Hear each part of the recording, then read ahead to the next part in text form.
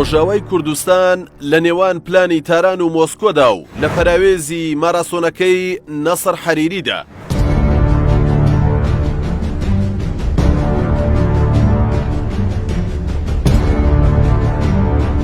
ماوەیە کە ئاژانسەکانی هەواڵ و هەواڵگری وڵاتان سەرقاڵی بابەت و گفتوگۆیەکەن کە هێشتا دزەی نەکردوتە نێو میدیاکانەوە.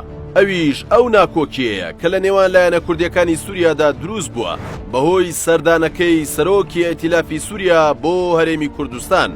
بەشێک لە نووسەران و ڕۆژنامەنووسان و سیاسیەکانی کورد لە هەر چوار پارچەی کوردستان گلەی و ناڕەزایی توندیان خستە ڕوو لە سەردانەکەی نەسر حەریری و بە بەشێک لە پلانی تورکیان لە قەڵەمدا بۆ داڕشتن و خستنەکاری بەشێکی نوێی پلانێکی سەربازی لە ناوچەکە دژ بە کورد بەتایبەت لە ڕۆژاوای کوردستان. کوردانی سووریا پرسیاری ئەوە دەکەن ئاخۆ بۆچی مەسعود بارزانی پێشوازی لە سەرۆکی چەتە و مافیا چەکدارەکانی ئۆپۆزیسیۆنی سووریا لە ئافرین و سەرێکانی و گرێسپی دەکات؟ پرسیارەکە ئەوەیە ئاخۆ ئەم پیاوە چی دەکات لە کوردستان؟ پەیوەندی سەردانەکەی بۆ هەرێمی کوردستان چییە؟ بەو سەردانەی لە کۆتایی شوباتی ڕابردوو بۆ قەتەر ئەنجامی داوە. لەو کۆبوونەوە داخراوەدا چی باس کراوە؟ هەموو ئەو پرسیارانە سەبارەت بە سەردانەکە کوردانی سووریای هەراسان کردووە.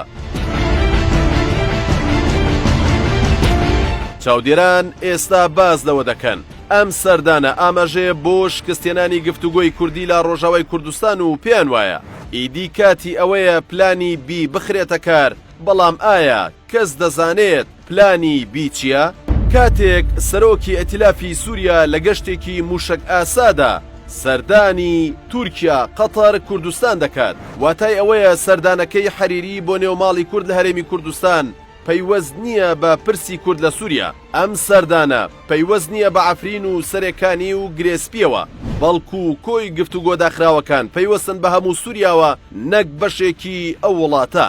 ئەمەش واتای ئەوەیە کە ئەنجومەنی کوردی سووریا هیچ ڕۆڵێکی نییە، تەنانەت مافی ئەوەشی نییە گوزارش لە بۆچوونی خۆی بکات یان ناڕەزایی دەربڕێت. ئەو پەیامانەی حەریری هێنانی بۆ هەرێمی کوردستان پەیوەستن بەو ئەنجومەنە سەربازیەی بڕیارە بە پشتیوانی ڕووسیا دروست بکرێت. ئەگەر هێزەکانی سووریای دیموکرات بەشداری لەو ئەنجومەنەدا بکەن، ئەو کات چارەنووسی پێشمەرگەی ڕۆژئاوا واتە هێزەکانی ڕۆژ یەکێک لە تەوەرە گرنگەکانی باس و خواسی داهاتوو دەبێت.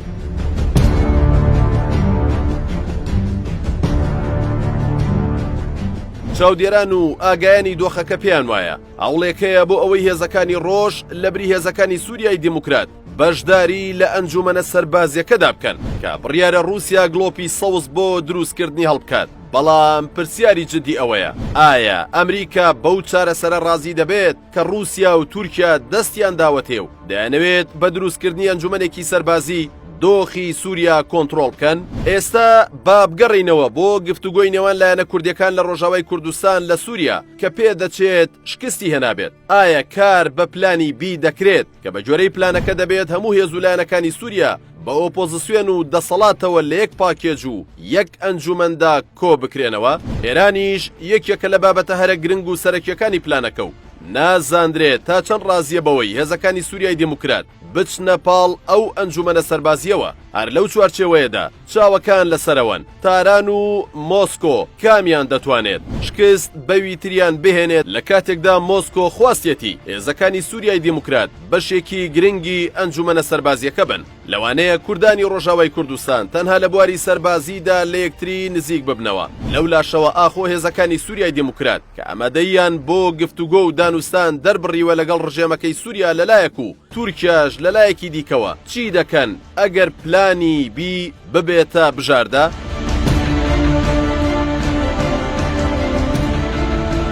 چاودێران و شارەزایانی سیاسەتی ناوچەکە پێیان وایە سەردانەکەی نەسر حەریری بۆ هەرێمی کوردستان هەڵگری زیاد لە پەیامێکە و پێدەچێت حەریری گەێنەری پەیامێک بێت لە قەتەرەوە بۆ هەرێمی کوردستان کە خۆی دەبینێتەوە لە گۆڕانکاری گەورە لە ئایندەی پرسی کورد لە سووریا کە چاوەڕوان دەکرێت لە داهاتوویەکی نزیکدا بێتە ئاراوە. ئێستا پرسیاری گرنگ و جەوهەری لای کوردانی ڕۆژئاوا بۆتە جێی تێڕامان و دەپرسن ئەگەر وەرگرتنەوەی ئەفرین ئەو سەودا و مامەڵە گەورەیە نەبێت کە حەریری لەگەڵ خۆی داهێناوێتی بۆ هەرێمی کوردستان. ئاخۆ ئاوارە و پەنابەرانی ئەو شارە کە ئێستا لە ناوچەکانی شەهبا و ناوچەکانی دیکەدا پەرتەوازە و دەربەدەرن دەکرێنە دەرەوەی هاوکێشە سیاسیەکەوە یان دۆخەکەوە خۆی دەمێنێتەوە و پلانەکان هەر چۆن جێبەجێ بکرێن. کاریگەریەکی ئەو تویان نابێت لەسەر ئەوان هەر چۆن بێت داهاتوویەکی پڕگۆڕانکاری چاوەڕوانی ڕۆژاوای کوردستان دەکات لە ڕووی سەربازی و سیاسی و